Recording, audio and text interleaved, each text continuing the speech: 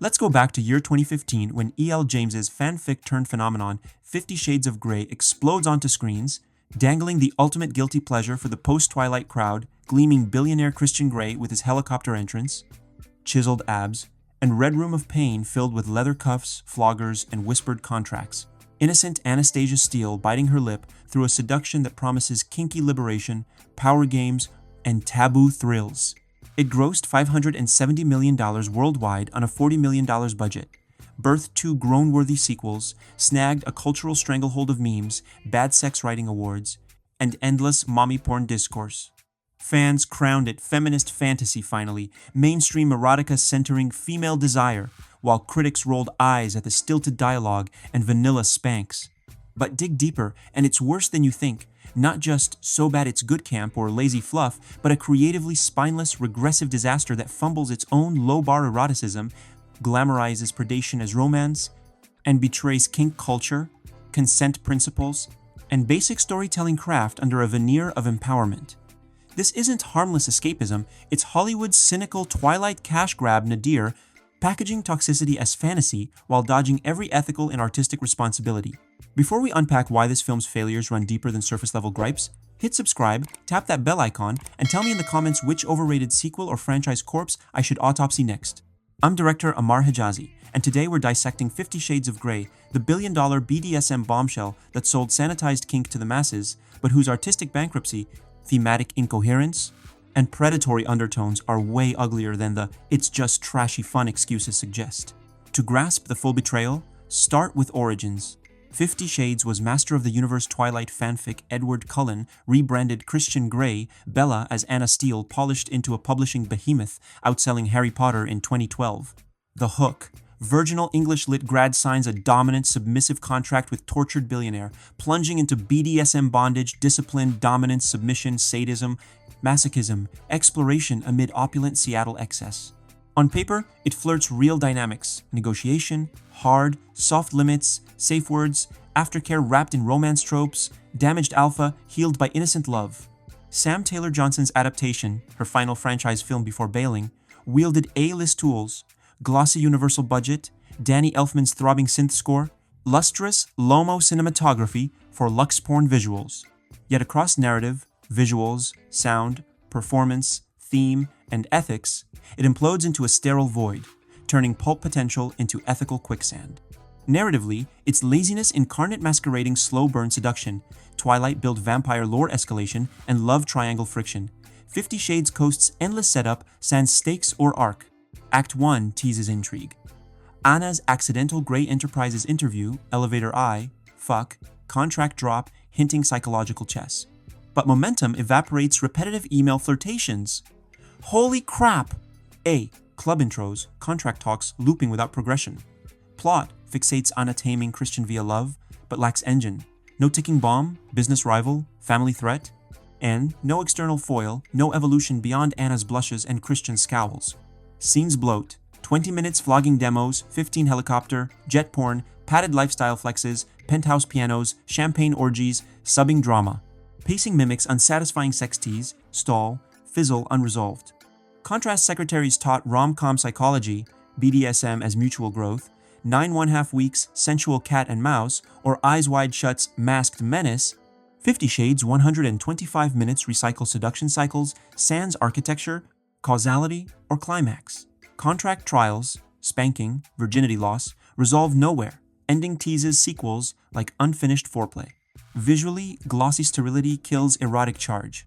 Taylor Johnson's toolkit silky slow-mo caresses, golden hour penthouse glow, fetish close-ups, ice cubes trailing skin, silk ties taut, aims aspirational erotica but delivers softcore ad.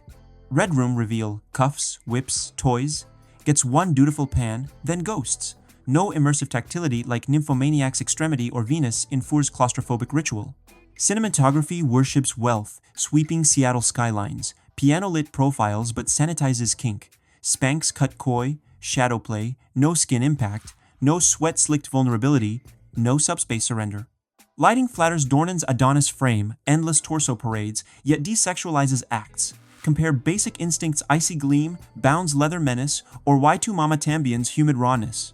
Production design screams commerce, product plugs, Heidi Klum whips, gray logos, Veuve quote rivers, fantasy diluted ad reel.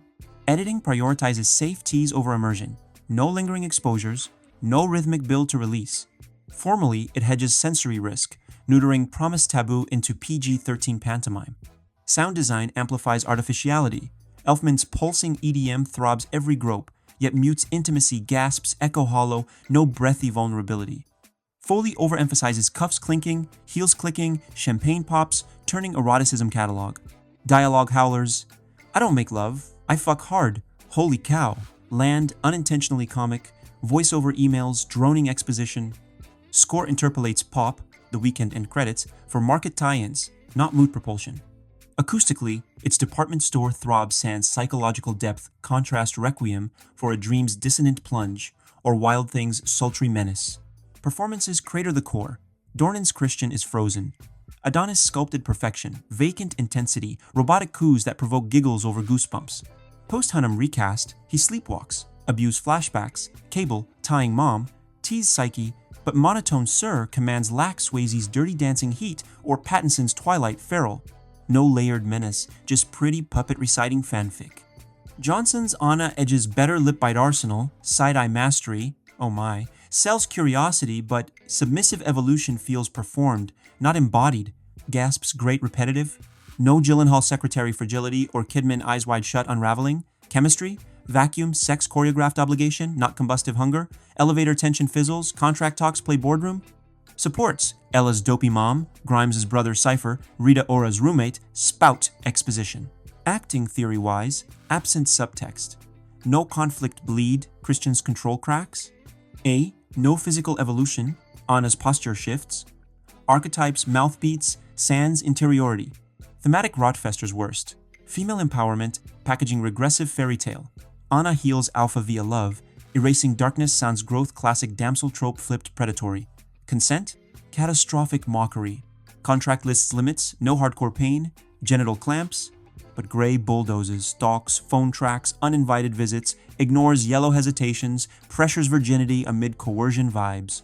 Real BDSM mandates equality SSC, rack, safe, sane, consensual, risk-aware kink, yet film romanticizes grooming. Anna chooses under duress, safe words gaslit flirtation. Post-scene no aftercare, he abandons her bruised. Post, number Me Too, toxic, control as passion, trauma, bond as kink. Feminist critique, Mulvey male gaze, indicts, camera objectifies Anna's form, lingerie parades. Gray's psyche surface her arc bedroom conquest, his unearned redemption. Even trash peers fail comparison. Secretary mutual empowerment, story of philosophical surrender, 9 1/2 weeks gender-flipped power. Kink desecration compounds, red room pleasure, pain, flogger, crop chased, PG spanks, no subspace float, no drop vulnerability, no ritual aftercare. Lingo botched, submissive doormat, not empowered role, dom predator, sans ethics. BDSM community pre-hate watched, slamming ethics, void film props, subculture for vanilla gaze, glamorizing abuse, sans consent framework. Eroticism needs surrender risk. This checklist titillation, arousal wealth, status over psyche yield. Franchise symptom, Twilight nadir fanfic dialogue clunkers, plot holes, billionaire endless Anna time, world-building void, Grey Enterprises logo fodder. Sequels amplify, darker abuse escalation, freed endgame farce. $570 million proves hunger, footprint, meme canon. Discourse guilty pleasure dodges, not camp cowardly fumble. Bold erotica risks, Secretary Psyche, blue rawness. Worse, regressive blueprint toxicity as romance betraying kink, consent, craft. Counterfactual, contract engine character, power flips equality, visuals sensory extremes, Anna agency subverting, instead, commerce neuters. Why worse? Erodes eroticism, consent, narrative gilded cage over liberation, trash promise betrayed, nadir. If this deep dive into 50 Shades' many-layered failures hit the mark, exposing how it fumbles kink, consent, and craft while chasing Twilight cash smash that like button, drop a comment with your hottest take on the franchise or the worst erotic misfire you've survived, and let me know which cinematic train wreck deserves the next autopsy. Do we gut the Transformers sequels, Twilight proper, or some other franchise that promised thrills and delivered hot air? You call the shot. I'm Ammar Hejazi. Catch you in the next roast.